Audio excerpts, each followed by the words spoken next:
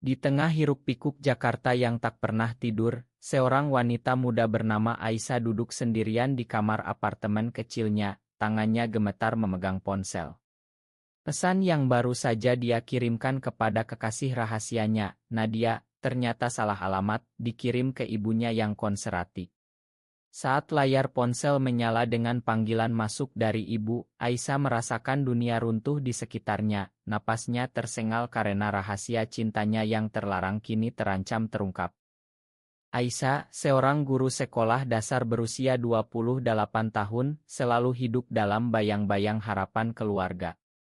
Ayahnya, seorang pensiunan pegawai negeri, dan ibunya, seorang ibu rumah tangga yang taat beragama, mendidiknya untuk menjadi wanita sempurna, menikah dengan pria baik, punya anak, dan menjaga nama baik keluarga.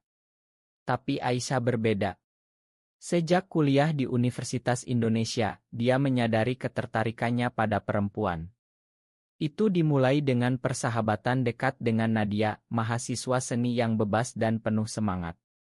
Nadia, berasal dari keluarga liberal di Bandung, tak pernah menyembunyikan orientasinya, meski di Indonesia, di mana masyarakat masih melihat homoseksualitas sebagai tabu. Mereka bertemu di sebuah kampus, di mana Nadia sedang menggambar sketsa kota. Aisyah, yang kebetulan duduk di sebelahnya, tertarik pada goresan pensil yang hidup. Percakapan ringan berubah menjadi diskusi mendalam tentang mimpi dan identitas. Tak lama kemudian, Aisyah merasakan getaran yang tak bisa dijelaskan, bukan persahabatan biasa, tapi sesuatu yang lebih dalam. Nadialah yang pertama mengakui perasaannya, di bawah hujan deras setelah kelas malam. "Aku suka kamu, Aisyah." "Bukan sebagai teman," katanya, suaranya tegas meski basah kuyup. Aisyah panik, tapi hatinya berdegup kencang. Mereka mulai bertemu diam-diam, mencuri waktu di taman kota atau apartemen Nadia. Tapi rahasia itu mulai membebani Aisyah. Setiap kali ibunya menelepon, menanyakan tentang calon suami, Aisyah berbohong. "Masih cari yang cocok, Bu," jawabnya, sambil memandang foto Nadia di ponsel. Nadia, di sisi lain, mendesak Aisyah untuk jujur. "Kita nggak bisa selamanya sembunyi. Ini hidup kita," katanya suatu malam saat mereka berpelukan di balkon. Aisyah tahu Nadia benar, tapi bayangan ayahnya yang marah besar, atau saudara-saudaranya yang akan memutus hubungan, membuatnya takut. Di Indonesia, di mana undang-undang anti-LGBT semakin ketat, coming out bisa berarti kehilangan segalanya, pekerjaan, keluarga, bahkan keselamatan. Malam itu, setelah pertengkaran kecil dengan Nadia tentang masa depan mereka, Aisyah ingin mengirim pesan manis untuk berdamai. Tapi dalam kelelahan dia salah pilih kontak. Pesan itu berisi kata-kata intim, "Aku rindu pelukanmu malam ini. Kita harus bicara soal kita." Dan foto mereka berdua, mesra di pantai Anyer. Saat ibu menelepon, suaranya dingin, "Aisyah, apa ini? Siapa Nadia?" Aisyah membekuk. Dia berusaha menjelaskan sebagai teman biasa, tapi ibu tak percaya. "Besok pagi pulang ke rumah. Kita harus bicara." Pagi harinya, Aisyah naik kereta ke rumah orang tuanya di pinggiran Jakarta. Hatinya bergejolak, campur aduk antara takut dan lega. Mungkin ini saatnya jujur. Tapi saat tiba, ayahnya sudah menunggu dengan wajah marah. "Kamu bawa malu keluarga," bentaknya. Ibu, dengan air mata, menunjukkan ponselnya. Ternyata ibu sudah mencari tahu tentang Nadia melalui media sosial. "Dia perempuan seperti itu. Dan kamu ikut-ikutan." Aisyah mencoba membela diri, tapi kata-kata tak keluar. Ayahnya mengancam, "Kalau ini benar, kamu bukan anak kami lagi." Nadia, yang diberi tahu lewat pesan, panik. Dia ingin datang, tapi Aisyah melarang. "Ini urusan keluarga dulu," katanya. Nadia merasa ditinggalkan, tapi dia paham tekanan Aisyah. Di apartemennya, Nadia merenung. Dia pernah mengalami penolakan dari teman-temannya di Bandung, tapi keluarganya mendukung. "Aku nggak mau kehilangan kamu karena ini," gumamnya sendirian. Pertemuan keluarga berlangsung tegang. Ayah Aisyah memaksa dia memilih, putus dengan Nadia atau tinggalkan rumah. Ibu meski sedih mencoba mediasi, mungkin ini ase saja. Kamu bisa berubah. Aisyah merasa hancur. Dia mencintai Nadia, tapi juga keluarganya. Pilihan itu seperti pisau tajam. Akhirnya, dengan air mata, dia berjanji akan mencoba normal. Tapi dalam hati, dia tahu itu bohong. Kembali ke apartemen, Aisyah menelepon Nadia. Kita harus berhenti sementara, katanya, suaranya pecah. Nadia terkejut. Apa? Karena keluargamu. Kamu pilih mereka daripada kita. Pertengkaran meledak. Nadia merasa dikhianati, sementara Aisyah merasa terjebak. Malam itu, Nadia memutuskan untuk pergi ke Bandung, meninggalkan Aisyah sendirian dengan konflik batinnya. Beberapa minggu berlalu, Aisyah mencoba menjalani hidup normal. Dia pergi bekerja, mengajar anak-anak dengan senyum palsu, tapi malam hari, dia menangis mengingat Nadia. Pesan-pesan dari Nadia tak lagi dibalas, meski hati Aisyah ingin. Keluarganya memantau ketat, bahkan mengatur kencan buta dengan anak teman ayah. Rama bagus, pekerjaan stabil, kata ibu. Aisyah bertemu Rama di sebuah restoran, tapi sepanjang malam, pikirannya melayang ke Nadia. Rama sopan tapi tak ada getar. Aku nggak bisa, gumam Aisyah dalam hati. Sementara itu, di Bandung, Nadia berusaha melupakan. Dia fokus pada seni, mengikuti pameran, tapi setiap lukisan yang dia buat mengingatkan pada Aisyah, warna-warna lembut yang mewakili kerapuhannya. Teman-temannya yang tahu soal hubungan mereka, menyarankan Moeon dia pilih keluarga, Nad. Kamu layak yang lebih baik. Tapi Nadia tak bisa. Dia merasa Aisyah sedang menderita, dan itu membuatnya sakit. Suatu hari, Nadia mendapat pesan dari teman bersama. Aisyah terlihat murung di kampus lama. Nadia memutuskan kembali ke Jakarta, diam-diam dia ingin konfrontasi. Saat bertemu di kai tempat mereka pertama kali, Aisyah terkejut. Kenapa kamu datang? Tanyanya, matanya berkaca. Nadia menatap tajam, karena aku cinta kamu. Tapi kamu khianati aku. Aisyah menjelaskan tekanan keluarga, bagaimana ayahnya mengancam warisan dan hubungan saudara. Aku nggak mau kehilangan semuanya, katanya. Diskusi itu berubah menjadi perdebatan sengit. Nadia berargumen bahwa hidup dalam bohong lebih buruk. Kita bisa bangun hidup baru. Indonesia besar, kita bisa pindah. Aisyah ragu, tapi masyarakat. Kerja. Semua akan sulit. Nadia marah, kamu takut apa? Aku rela kehilangan segalanya untuk kamu. Akhirnya, Nadia pergi dengan hati hancur, meninggalkan Aisyah merenung. Kembali ke rumah, Aisyah dihadapkan pada ultimatum baru. Ayahnya menemukan bukti lain, catatan harian lama Aisyah tentang Nadia. Kamu masih hubungi dia, bentaknya. Ibu mencoba tenang, mungkin kita bawa ke psikolog. Aisyah merasa seperti tahanan. Dia mulai mempertanyakan imannya sendiri, agama yang dia peluk sejak kecil mengajarkan kasih, tapi masyarakat menafsirkan berbeda. Malam itu, dia salat, memohon petunjuk, tapi jawaban tak datang. Nadia di kereta pulang mendapat telepon dari saudara Aisyah, Rina. Rina yang lebih muda dan open-minded tahu rahasia mereka. Kak Aisyah menderita. Tolong bantu, katanya. Nadia terkejut. Rina menceritakan bagaimana keluarga memaksa Aisyah menikah dengan Rama. Pernikahan bulan depan. Nadia panik. Dia memutuskan untuk bertindak meski berisiko. Nadia menghubungi Aisyah secara rahasia. Jangan nikah. Lari sama aku. Aisyah tergoda tapi takut. Aku nggak bisa khianati keluarga. Nadia, kamu sudah khianati diri sendiri. Konflik batin Aisyah memuncak. Dia ingat momen bahagia dengan Nadia, piknik di Bogor, tertawa di bawah pohon. Tapi juga ingat wajah ayah yang kecewa. Akhirnya, Aisyah setuju bertemu Nadia di stasiun. Tapi saat tiba, ayahnya muncul, dibantu Rina yang ternyata memihak keluarga. "Rina kianati aku," pikir Aisyah. Ayah menarik Aisyah pergi, sementara Nadia ditinggal sendirian, air mata mengalir. Pengkhianatan dari Rina membuat Aisyah marah besar. Di rumah, dia konfrontasi Rina, "Kenapa kamu lakukan itu?" Rina menjawab, "Untuk kebaikanmu. Kamu nggak bisa hidup begitu di sini." Aisyah merasa sendirian total. Dia mulai merencanakan pelarian sendiri, tapi ragu. Nadia hancur, kembali ke Bandung dan memutuskan cut total. "Ini akhir," katanya pada cermin.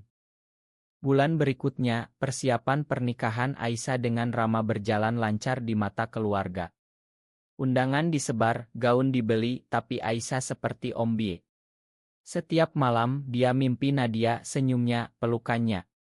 Rama yang mulai curiga bertanya, "Kamu bahagia?" Aisyah bohong, "Ya." Tapi dalam hati, dia tahu ini salah. Nadia di Bandung bergabung dengan komunitas lokal. Dia bertemu orang-orang yang punya cerita serupa, penolakan tapi juga ketangguhan.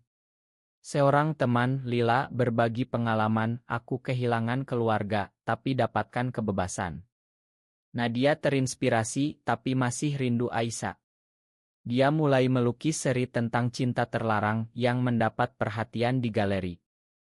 Suatu hari, Rina menelepon Nadia secara diam-diam, "Kak, Aisyah nggak bahagia. Dia bilang nama kamu dalam tidur." Nadia marah, "Kenapa sekarang? Kamu khianati kami." Rina menyesal, "Aku takut ayah. Tapi sekarang aku lihat salah." Rina mengaku bahwa dia juga punya rahasia, dia bisawal tapi sembunyi. "Bantu aku selamatkan kakak." Nadia ragu tapi setuju. Mereka rencanakan pertemuan rahasia di hari hiji pernikahan. Aisyah yang diberi tahu lewat catatan dari Rina datang ke taman. Saat melihat Nadia, air mata mengalir. "Aku salah. Aku nggak bisa tanpa kamu." Mereka berpelukan tapi Aisyah masih takut kalau keluarga tahu. "Nadia, kita hadapi bersama." Tapi rencana bocor. Ibu Aisyah menemukan catatan. Dia konfrontasi Aisyah, "Kamu mau lari?" Ibu yang selama ini diam, akhirnya bicara dari hati, "Aku tahu kamu berbeda sejak kecil. Tapi masyarakat, aku takut untukmu." Aisyah terkejut. Ternyata ibu sudah curiga lama, tapi takut ayah. "Ayahmu keras karena takut kehilanganmu," kata ibu. Konflik keluarga meledak malam itu. Ayah marah besar, memanggil Rama dan keluarganya. "Pernikahan batal," katanya. Tapi Aisyah tegas, "Aku cinta Nadia. Ini aku yang sebenarnya." Ayah memukul meja, "Kamu bawa dosa." Debat panas terjadi dengan Rina membela Aisyah, "Ayah, ini bukan pilihan. Ini takdir." Ayah terdiam, ingat masa mudanya yang penuh norma. Nadia datang ke rumah, berani. "Saya cinta anak Bapak. Biarkan kami bahagia." Ayah mengusirnya, tapi ibu menghalangi, "Cukup. Kita bicara baik-baik." Malam itu, keluarga duduk bersama.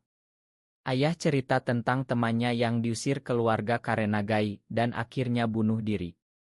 "Aku takut itu terjadi padamu," katanya, suaranya pecah.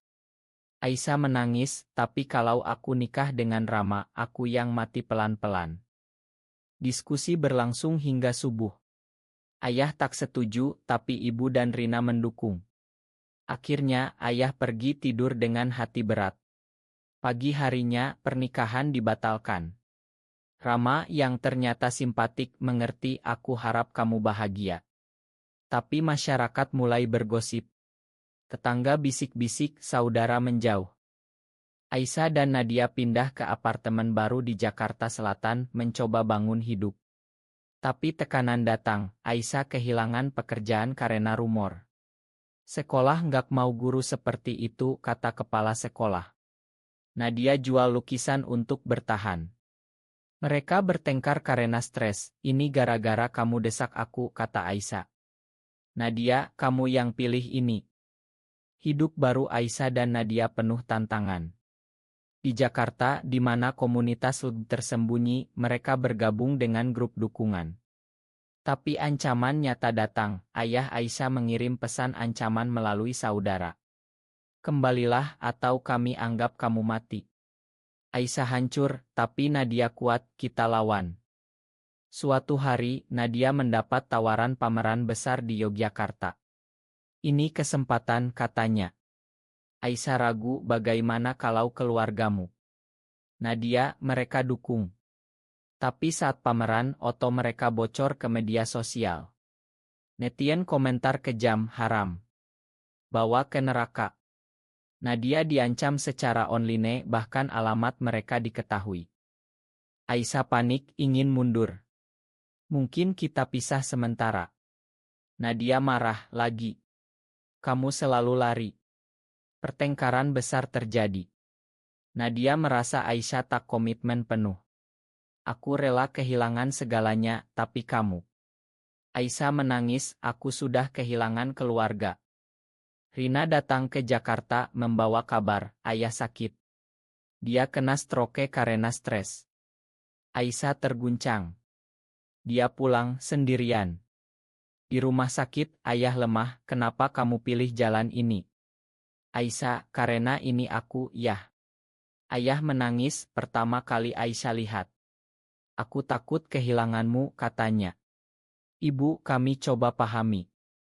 Aisyah kembali ke Nadia dengan hati baru. Aku pilih kamu.